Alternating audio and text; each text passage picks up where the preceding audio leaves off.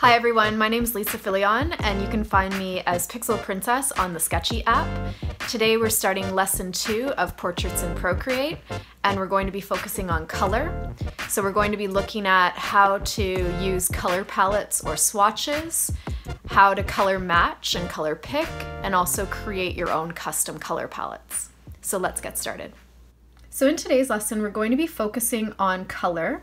So I've already created in advance a sketch using the HB pencil and the 6B pencil in the color black in order to create a sketch of this amazing inspiration photo that I found on Sketchy. And the sketch is created mostly using a hatching and cross-hatching technique. But what we're going to do today is focus on color. So to start with, I'm just going to give you guys a little bit of a tour of color palettes. So when you click into your color up here at the top right corner, you have these different views of selecting and picking colors. There's the disc view, the classic view, the value view, and then this is where you're going to create or select palettes. So I'm going to go back to the value view just for a second. If you know the hexadecimal number of a color, so you want that exact color to be added to your Procreate artwork, you can actually just enter the hexadecimal number here so your keyboard pops up and you can enter that. The classic view allows you to use the sliders up at the top, and then the disc view functions a lot like a color wheel. So if you're familiar with color theory and a color wheel, you might want to use this view. And then the palettes area here is where you have stored all of the different palettes that you've created or that you've added into your Procreate app. So these are palettes that I've worked with. Right now it's defaulted to the Pixel Princess palette. So this is obviously a custom palette that I created that's full of kind of colors that I've been using lately, especially in the pastel tones. Just to show you other palettes, I have a skin palette that I'm going to default right now. So I pressed default. I'm going to go back to my disc view and you can see that it's loaded that skin palette. I find having a palette of skin tones that you use regularly is really useful, and you can do that simply by creating your own palette, which I'll show you how to do that right now. So if we go to palettes, up at the top there's a plus button, so you're going to press on that. It's going to create a new untitled palette. So you can name it whatever you want. So we will name it our test palette right now. And then what you can do is you can go back into any of the modes that I showed you before. So I went back to the disc mode, and you can simply, you can see the preview at the top, select the color that you want and tap into your palette in order to add it to your swatches. So I can just move this over, and you can create gradients this way just by using the disc in order to move it ever so slightly so that you get this nice gradient effect. And I just moved my color. So we'll go back to this color and just again create that gradient. So there we have a gradient of kind of orangey peach tones that we can use. So that's one way of creating a palette. Another way of creating a palette is to actually select colors from inside of your canvas. So I'm going to show you guys how to do that. We're going to create a new palette, and I'm actually going to call this palette Art Nouveau, which is a style of art in art history.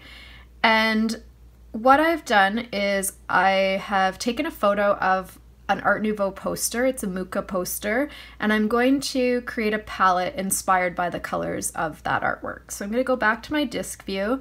I have a blank palette that I've called Art Nouveau. I'm going to go up to my wrench icon here, which are my tools, and I'm going to insert a photo. And I've created a Sketchy album. So here's the poster I was talking about. So I'm going to click on that and bring it into my picture. So you can put it anywhere on the canvas and then just press on your selection tool to apply. And in here you'll notice that Procreate has automatically created a new layer called inserted image, and it goes over top of my sketch layer. Later on we can get rid of that layer when we're finished with it by simply unchecking it or deleting it. So what we're going to do is we're going to color select or color pick from this poster. So I'm going to zoom into the poster and I'm going to choose first this really nice blue color. So what I've done is just with my finger, I've tapped and held on the color, and you can see that it has actually picked up that color and it has added it to my color wheel over here. And then just like before, we're just simply going to click into our palette in order to add that color. You can move colors around afterwards, so if they're not in the exact order that you want. I'm just going to select a few colors that are in the kind of blue tones in no particular order.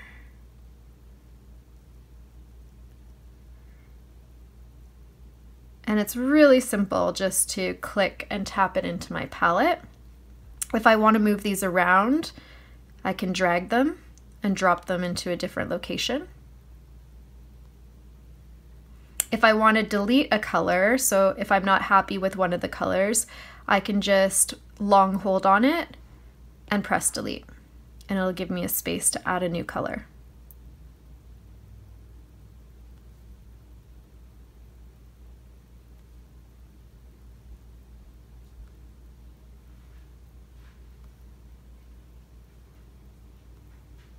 So this is a really simple way of grabbing colors that you might want to use or be inspired by for a picture. Okay, so I've added a whole bunch of colors. I may not use them all. And again, I could do this in a more uniform way depending on how you like to work with your palettes. This isn't the most organized palette. I think I almost already have that color, so I'm going to hold it and delete. Okay, so I've created a nice palette to get me started called Art Nouveau. So if I don't need this picture anymore, I can uncheck it, or I can actually just swipe and delete and get rid of that layer. Another way that you might want to capture color is actually from paint swatches or paint samples that you might find at a hardware store. So you might want to take a picture of those little cards that you get, and the same type of idea, you can insert a photo, you can grab your paint swatch, place it on your canvas, and then the same sort of thing, what we can do is we can actually add that in as a color layer. So you could select a color and add in these colors.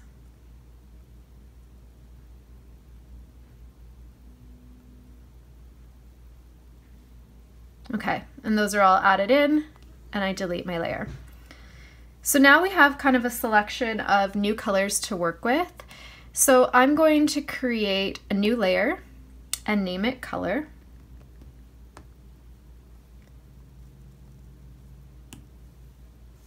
And I'm going to kind of work a little bit freely with color, so not try to match my source picture exactly, but instead be inspired by the Art Nouveau colors. So I'm going to choose this tone right here. I'll use my round brush, reduce the opacity a bit. Now you'll notice that my color layer, I have placed it over top of my sketch, so that is going to eliminate or smooth out some of my sketchy lines. You could also put it underneath the sketch to get a completely different kind of effect.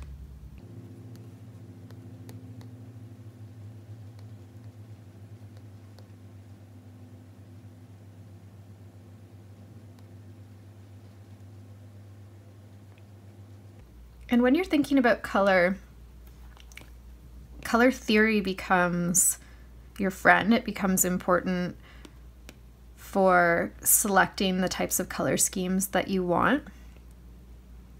So when you're looking at your color wheel, you can keep in mind a few tips from color theory that will help you out in selecting and choosing your colors. So one is complementary colors. So any colors that are directly opposite from each other on the wheel are complements.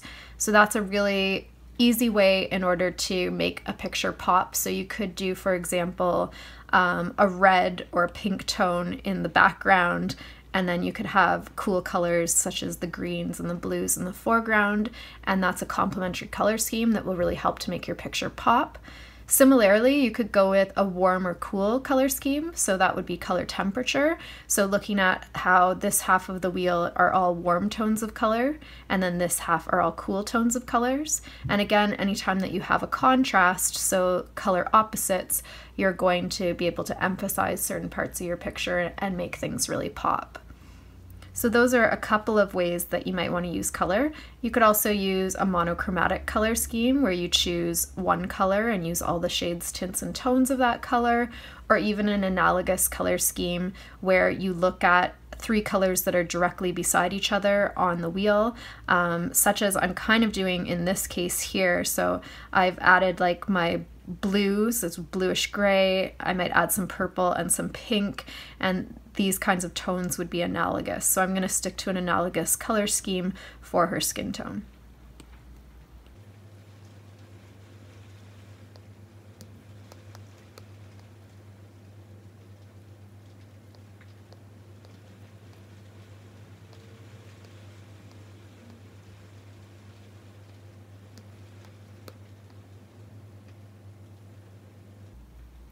Once you're blending and using your colors, you may start to create a color that you really like that you didn't have before. So again, just long press or tap and hold, and you can kind of select whichever color it is that you want to keep.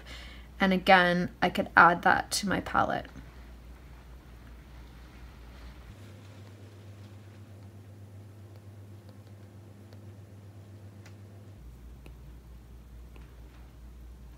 In terms of blending these colors, I'm kind of going back and forth.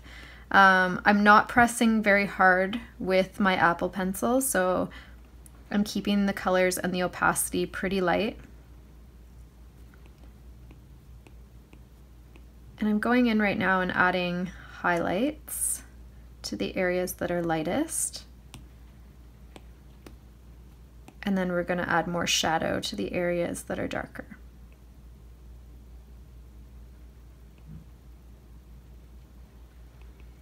Another way that you can blend your colors, if you want a smoother effect, is to use this guy here, so your smudge tool. So it'll have the effect of really blending out the colors.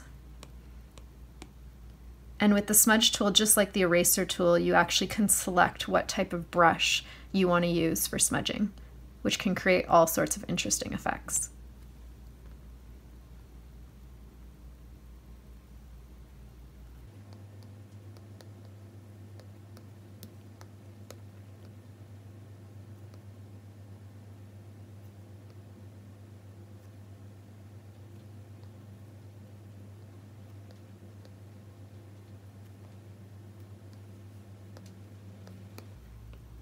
So she's looking pretty purple right now, which I kind of like the effect of it, of working with color again more freely, but I'm going to add more of the natural tones into her skin now too, by going over top with a brown.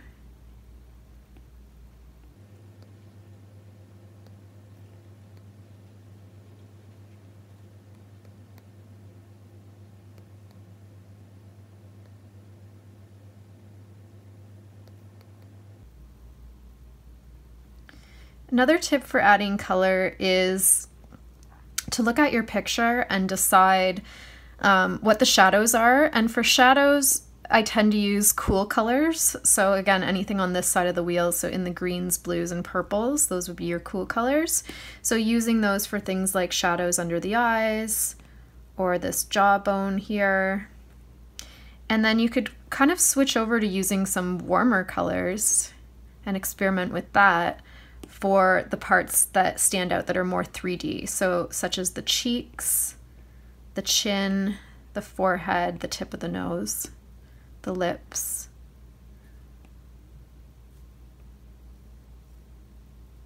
And using color temperature in that way can create some really interesting effects.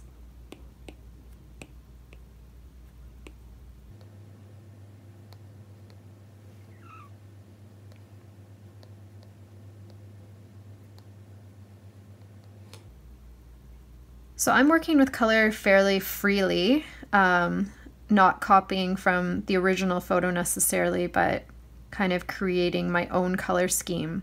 However, if you really wanted to create a realistic portrait, you could do the same technique that I did before, and you could actually import in your source photo and color pick from your source photo. So that's another option as well.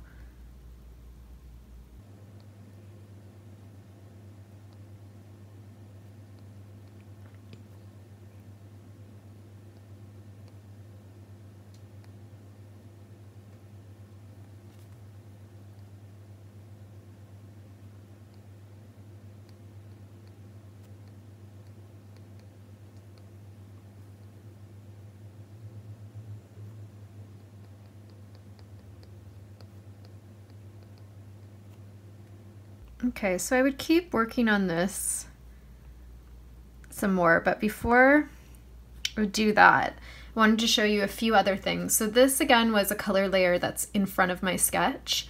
The other option would be, of course, to have it behind the sketch. For the hair, I'm actually going to choose to do it behind the sketch, so I'm actually going to create a new layer. For this one, I'm just going to name it hair. You can name it whatever you want. And I'm going to click and drag it underneath my sketch. And then for this, I'm going to choose something like a little bit more free-flowing and organic. So under your brushes, you can kind of look at some of these ones that might have some interesting effects to it. So there's textures. Airbrushes are really nice for skin tone too, I should mention that. Even the cloud effects might be interesting for her hair here, so maybe I'll start with that.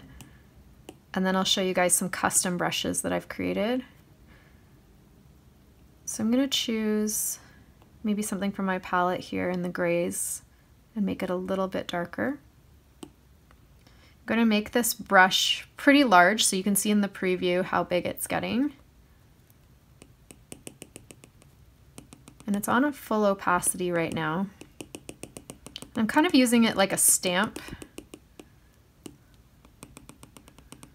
Make it smaller for the parts that are closer to her face. And it's just kind of filling in some of those areas in order to fill in the hatching lines.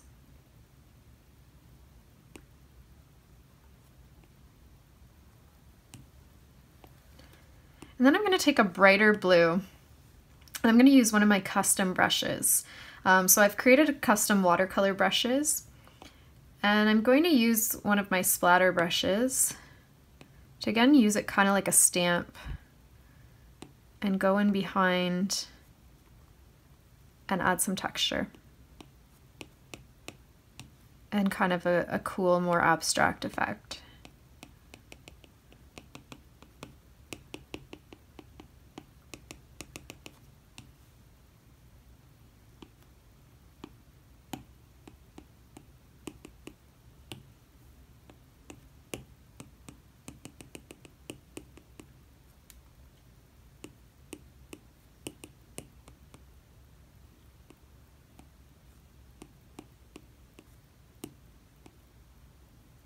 Might extend that a little bit.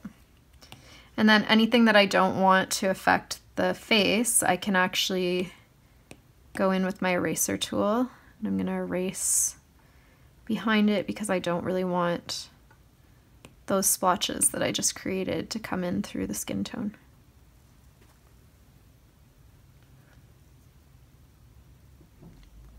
Similarly, I'd probably create a new color layer for the clothing. And again, this is a decision that you can make whether it's going to go above or below your sketch. For the most part, if you're looking to have something pretty realistic, you're going to want to put all of your color layers above your sketch. But in this case, I want to keep some of my kind of abstract line work, so I'm going to keep it below my sketch. And I'm going to again kind of be inspired by this Art Nouveau color scheme. And for this one, I'm going to use the selection tool.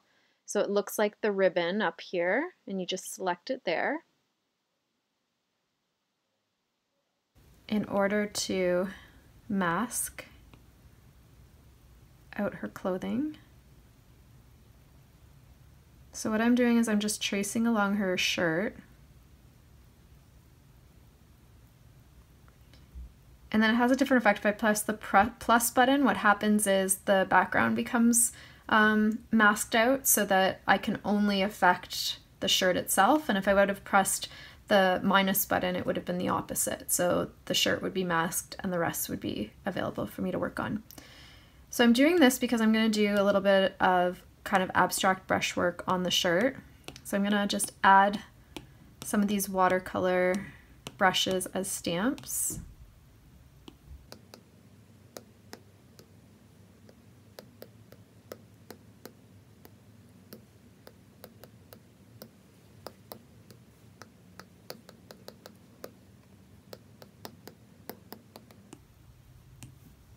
And what I can do here, because I've masked it off, you can see that it's not affecting anything outside my mask.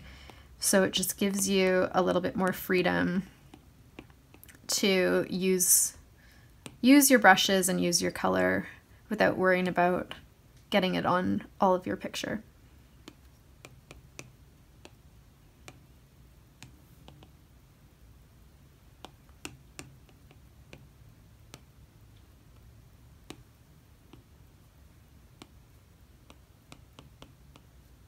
And again, when playing with color, don't forget to, if you have a pressure sensitive stylus, you can consider that for playing around with opacity and how dark and how light a color is and what kind of effects you can create, but then also physically moving the opacity slider.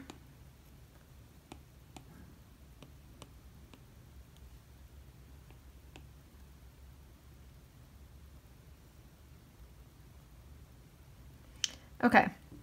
And then when I'm finished, I simply click back on that tool, and now I can see the area that I've isolated with color. So I'm going to keep working on this, and I'm going to keep playing around with my new Art Nouveau palette and see what I can create in terms of the effects with color. One last thing to show you guys before we wrap up is the background color. So you can also click into this and you will get whatever color view that you want up here. And when you select a color, you can see what happens to the background with that color. So you do have to be careful here because I can see that that's affecting her teeth. So for example, knowing that, I would want to go in with my paintbrush on one of these layers. It could be the color layer that I had before, and make sure, whoops, that I color in her teeth so it doesn't show up on that background layer. And we'll go back to background. And I'll just kind of cycle through my Art Nouveau color scheme. And I love doing this because it almost creates such a dramatically different effect just by changing that background color. Oops. So you can see how different this picture looks in all of these different colors. So I'm going to leave it on this beautiful orange for now, see how I like that. It might change in the end. And you guys can keep playing around with colors and see what background would look best with your particular portrait. So that concludes today's lesson on color. Thanks for drawing with me today.